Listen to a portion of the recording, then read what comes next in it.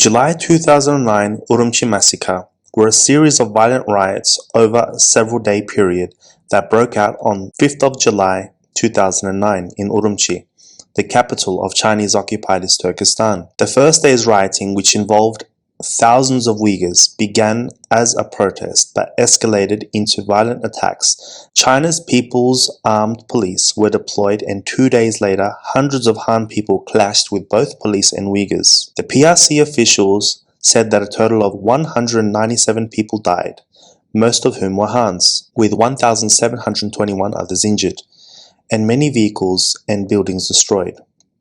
Many Uyghurs disappeared during wide-scale police sweeps in the days following the riots.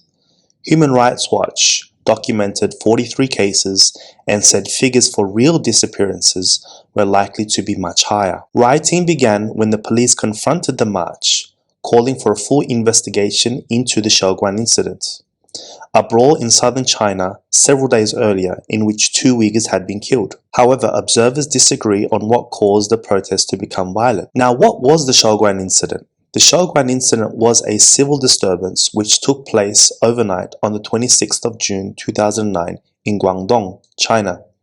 A violent dispute erupted between migrant Uyghurs and Han Chinese workers at a toy factory in Shaoguan as a result of false allegations of the sexual assault of Han Chinese females by a group of Uyghur co-workers, which led to at least 2 Uyghurs being violently killed by angry Han Chinese men, although other reports indicate a higher death toll, and some 118 people injured, most of whom were Uyghurs. The Chinese central government alleges that the riots themselves were planned from abroad by the World Uyghur Congress and its leader at that time, Rabi Kadir. While Kadir denies fomenting the violence in her fight for Uyghur self-determination, Uyghur exile groups claim that the escalation was caused by the police's use of excessive force. Chinese media coverage of the Urumchi riots was extensive and was compared favorably to that of the unrest in Tibet in 2008. When the riots began, telephone and internet connections with East Turkestan were cut off. In the weeks that followed, official sources reported that 1,000 Uyghurs were arrested and detained. Uyghur-run mosques were temporarily closed. The communication limitations and armed police presence remained in place as of January 2010. By November 2009, over 400 individuals faced criminal charges for their actions during the riots. 9 were executed in November 2009, and by February 2010, at least 26 had received death sentences. After the initial 5th of July protests/riots/massacre, the city remained tense while journalists invited into the city witnessed confrontational scenes between Chinese troops and Uyghurs, demanding the release of family members who they said had been arbitrarily arrested. Uyghur women told reporters that police entered Uyghur districts on the night of July 6th, burst through doors, pulled men and boys from their beds, and rounded up 100 suspects. By 7th of July, officials reported that 1,434 suspected rioters had been arrested. A group of 200 to 300 Uyghur women assembled on 7th of July to protest what they said was indiscriminate detention of Uyghur men. The protest led to a tense confrontation with police forces.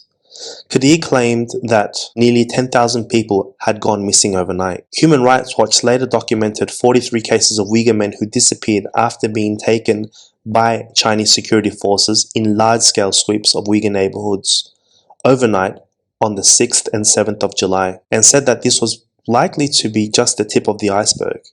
Human Rights Watch alleged that young men, mostly in their 20s, had been unlawfully arrested and have not been seen or heard from as of the 20th of October 2009.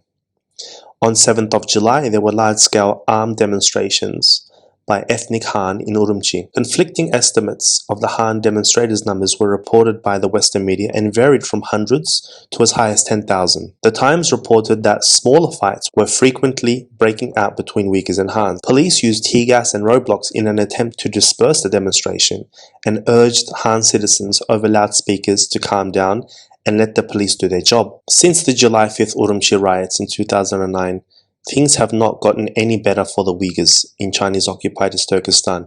In fact, it's gotten worse, with millions detained in concentration camps. It is hard to say when these atrocities will end, but we know this for sure. We will never forget what happened on July 5th, 2009.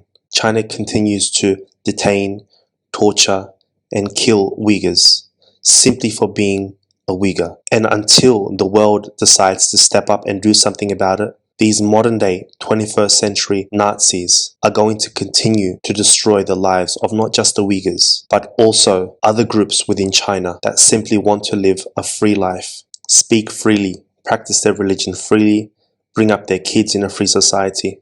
And for the Uyghurs, this can only be achieved through not just the removal of a communist party in China, but also an independent state where the Uyghurs will be able to determine for themselves how to live freely.